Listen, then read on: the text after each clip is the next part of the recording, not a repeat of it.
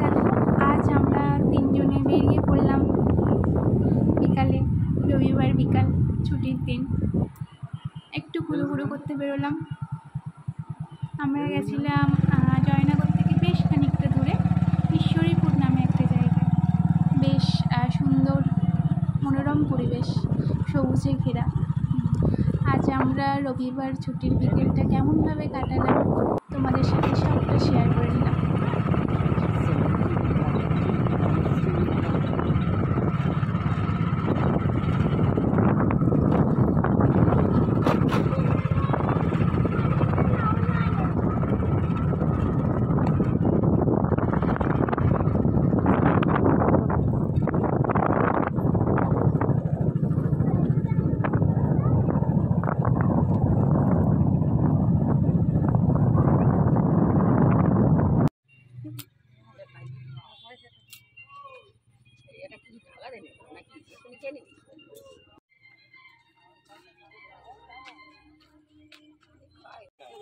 কিছুটা এসেই আমরা দেখতে পেলাম একটা দিদি ফুচকা বিক্রি করছে।